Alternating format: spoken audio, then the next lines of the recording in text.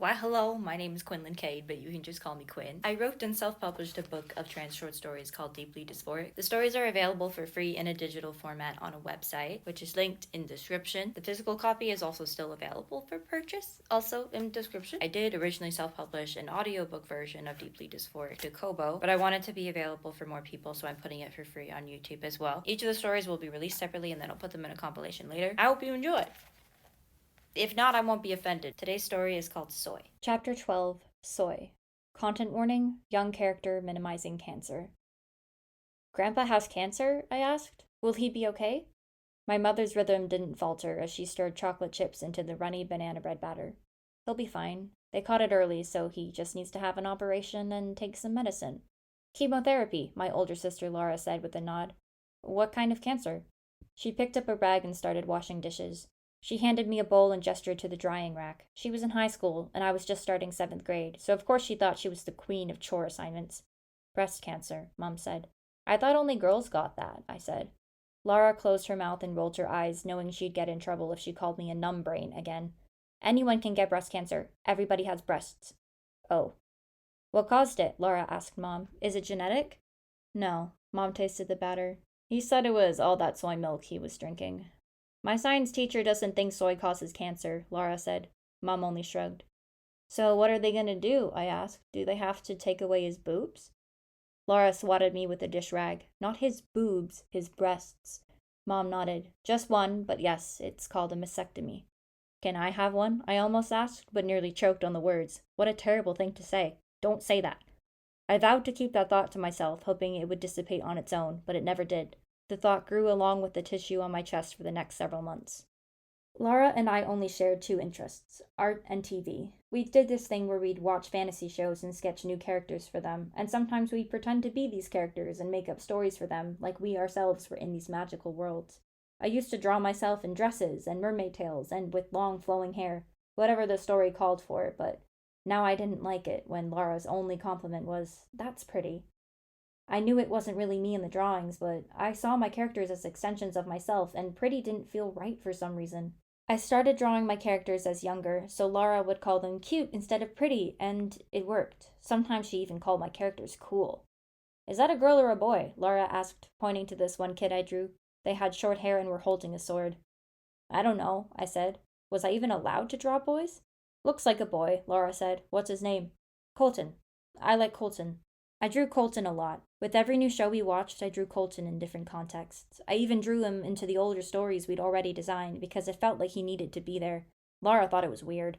I didn't care. I quit overreacting because every time Mom yelled, "Girls, stop fighting," I was confusingly embarrassed. I figured I just didn't like getting in trouble, so I tried behaving a little better, letting Laura win the arguments, biting my tongue. We were no longer bickering sisters, and my stomach started to ease. Grandpa never came to visit, and that didn't change even after the diagnosis? Yeah, diagnosis. I always got that word wrong. He did call Mom a few times to say he was doing well, though. I knew I shouldn't, but I started thinking breast cancer was worth it because you could get your boobs chopped off, and I really didn't want mine. It felt like they weren't supposed to be there, and sometimes the hatred was so intense I debated cutting them off myself. Mom, can we get soy milk? I asked one day. What's wrong with almond milk? It's bad for the environment, I said, though I wasn't sure how true that was. It was something Laura had said once that I hadn't followed up on. Mom didn't question it, but she did question why soy, of all things. I said I wanted to try something new. She said she'd put it on the grocery list. Turns out I hated soy milk. It tasted bitter and beany and kind of like barf. But it went into my cereal, every glass at dinner, and the smoothies that Mom made to hide the flavor of my nasty autoimmune medication.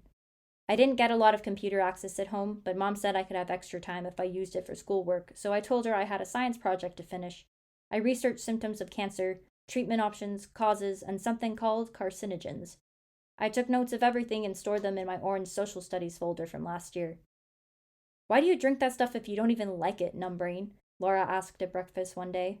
I was drawing another picture of Colton. I wrote his name at the top of the page so everyone would know what to call him. Because it's good for you, I said. Not really. Mom says we're switching back to almond milk. She told me to tell you. My head drooped. It was a relief in some ways, but I hadn't achieved my goal. Whoa, don't get so upset, Laura said, before twisting to direct her voice towards the kitchen down the hall. Mom, she didn't take it well. Mom groaned and called me over for a chat. I folded up my drawing and put it in my pocket. Mom tried to be tactful with her words as she explained the choice for our family to discontinue the use of soy milk. She noticed I was drinking a lot of it, and she didn't think that it was healthy for me, or her wallet, so she thought maybe we should take a break. I didn't say anything at first. How could I? This was embarrassing. Everything I did lately was embarrassing. Puberty, fighting with my sister, getting caught drinking too much soy, wasting my mother's money on a product none of us actually liked. Is there something you wanted to talk to me about? Mom asked. I shook my head. Don't tell her. She put one hand on my shoulder to give it a squeeze. Did you maybe read that article that soy can sometimes lower chances of breast cancer in women? No, I was trying to get cancer. What? Now both her hands were on my shoulders. Why would you say that? Cancer is really, really serious. I want the mastectomy thing. What Grandpa had. Mastectomy? Honey, why do you want a mastectomy? I don't like my boobs. My face felt hot and sticky, but my throat felt dry. The my before boobs was so humiliating I wished I hadn't said anything. So you've been drinking soy because you thought it would give you breast cancer like Grandpa? Mom sighed in an I can't believe this is happening sort of way. Was it because I was being insensitive? Or because I was being a numb brain again, just like Laura always said? Sweetie, that's just what Grandpa thought happened. Some people believe that certain types of estrogen can be bad for boys, but you don't have to worry about that, okay? You're not a boy. I'm not? I clapped a hand over my mouth like I could shove the words back in. Why did I ask that? I knew I wasn't a boy, but then why did I feel like one? And then she asked me that very thing, and she was my mother, so I couldn't lie. I did feel like a boy. I didn't want to, and I didn't understand why, but now the words were hovering in front of me, and all that recent embarrassment plaguing me no longer felt so vague. Mom hugged my shaking body as I tried not to cry. I was 12 years old, almost 13. Crying's for babies, as Laura would say. What do? I asked in a whisper, my cheekbone pressing into Mom's shoulder as she traced circles on my back. What do you want to do? I didn't know, so I shrugged. I'm scared, Mom. She had me sit between her legs like when I was a little kid. She scrunched up the edges of my mid-length hair, the hair I no longer bothered to care for anymore, and held the curls in place as she evaluated. Should I give you a haircut? Would you like that? I tried not to seem so eager, but the smile came out immediately. Okay. Do you want me to call you something different, like he or a different name? I took out the piece of paper I had folded neatly into my pocket. I slowly undid all the creases and handed the drawing to Mom. Colton, she read aloud. That's very nice. Thank you for listening. There are a total of 21 short stories in Deeply Dysphoric, so I'm going to post maybe 1 or 2 a week. So if you're early, you can just come back later for another one. Okay, goodbye.